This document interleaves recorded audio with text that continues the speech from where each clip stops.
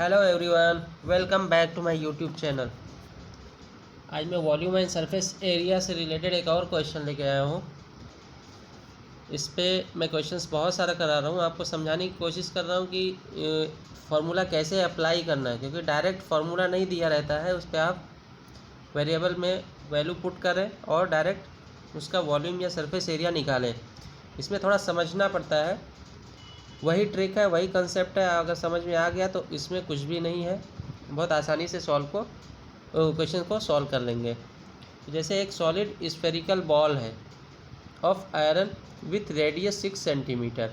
ठीक है, एक बड़ा स्फेरिकल बॉल है, उसका रेडियस है 6 सेंटीमीटर। इज़ मेल्टेड, उसको मेल्ट किया जाता है। मैं एक रफली डायग्राम बना रहा हूँ।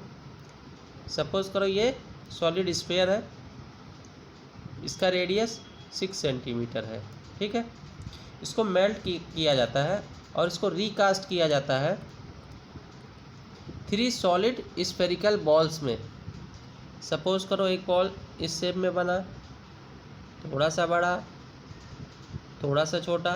अपने को नहीं आइडिया कौन सा बड़ा कौन सा छोटा, लेकिन यहाँ पे रेडियस आगे क्या बोला है, the radii of the two of the balls are 3 centimetre and 4 centimetre. तो मान लो इसका 3 सेंटीमीटर है, इसका 4 सेंटीमीटर थोड़ा सा बड़ा है, और ये नहीं मालूम है, इसको मान लेते हैं इसका रेडियस r है। ठीक है, प्लस, ठीक है, ये बड़ा बॉल है, स्फेरिकल शेप है, सॉलिड स्फेरिकल। इसको रिकास्ट किया जाता है, इसको मेल्ट करके 3 अलग अलग तरह के बॉल बनाए जाते हैं रिकास्ट करके, सॉलिड स्फेरिकल बॉल्स, जिसमें से एक का रेडियस 3 सेंटीमीटर है, दूसरे का 4 सेंटीमीटर है, तीसरे का नहीं मालूम है। Determine the diameter of the third ball. ठीक है, इसका डायमीटर निकालना है। तो रेडियस मिल जाएगा, उसका डबल कर देंगे तो डायमीटर मिल जाएगा, उसमें कोई बड़ा इशू नहीं है। तो आई थिंक आपको क्वेश्चन समझ में आ गया होगा।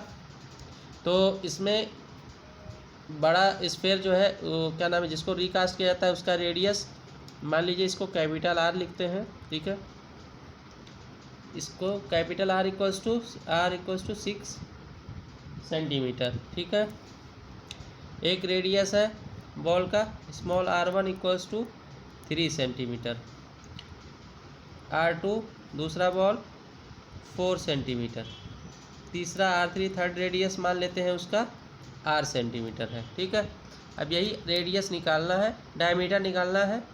तो रेडियस निकल जाएगा तो डायमीटर हम आसानी से निकाल सकते हैं। अब इसमें हमें रेडियस के अलावा कुछ भी नहीं दिया है, तो हम इसको कैसे फाइंड आउट करेंगे। तो आपको थोड़ा सा लॉजिक लगाएंगे, समझ में आएगा कि जो ये टोटल इसका वॉल्यूम है इस स्फेयर सॉलिड स्फेरिकल बॉल का, ठीक है, यही तीनों अलग अलग बॉल में डिस्ट्रीब्यूट होगा। यानी कि इसका वॉल्यूम इक्वल्स टू इस वाले छोटे स्फेयर का और इस वाले का और प्लस इस वाले का, तीनों का वॉल्यूम ऐड करेंगे, इसके इक्वल होगा, क्योंकि इसी का टोटल मटेरियल से ही मेल्ट करा के ये तीनों अलग अलग बनाए गए हैं। ठीक है, और ये शेप सॉलिड स्फेरिकल शेप है, तो ये वॉल्यूम इसका और इस तीनों के इक्वल होगा। ठीक है, अगर ये आप पॉइंट समझ में आ गया तो आप समझ गए होंगे अब क्या करना है इसमें। ठीक है, तो वॉल्यूम ऑफ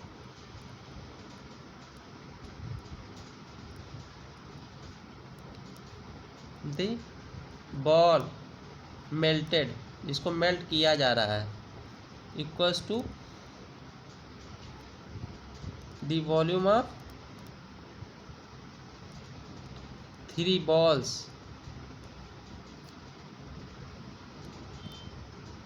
3 बॉल्स जो फॉर्म किया जाता है, बनाया जा रहा है, फॉर्म्ड। ठीक, इसके इक्वल होगा volume. Volume of the ball melted, इसका क्या होगा वॉल्यूम। तो सिलेंड्रिकल शेप का क्या वॉल्यूम होता है, फॉर्मूला क्या है, 4/3 पाई r क्यूब।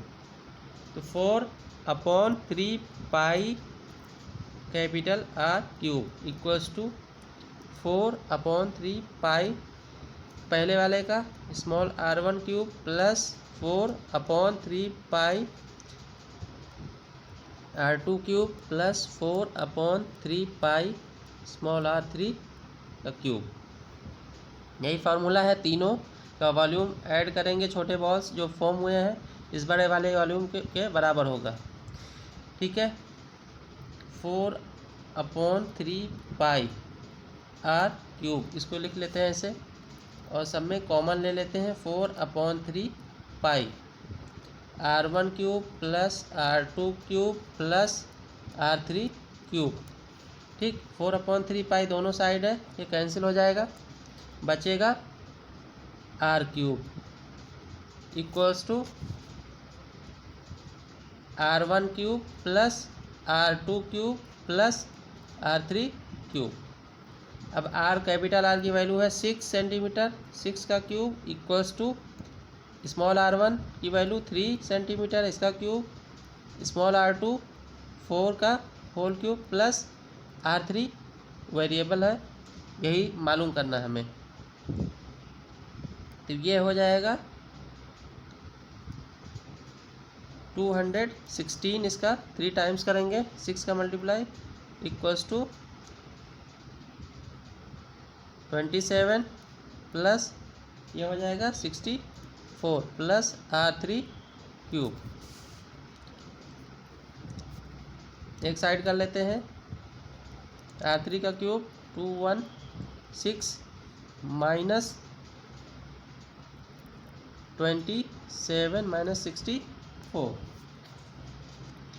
ये आ जाएगा 125। R3 का क्यूब प्लस माइनस करेंगे तो R3 क्यूब इक्वल्स टू ये हो जाएगा 5 का क्यूब 125, क्यूब हटाएंगे तो R3 इक्वल्स टू 5 सेंटीमीटर। ये रेडियस हो गया, आ जाएगा diameter of third ball equals to 2 into R3, 2 into 5 equals to 10 centimetre. यह आपको मिल गया डायमीटर थर्ड बॉल का। आई थिंक आपको समझ में आ गया होगा। तो एक थोड़ा सा लॉजिक लगाना रहता है, उसके बाद आसानी से सॉल्व हो जाता है। Thank you so much.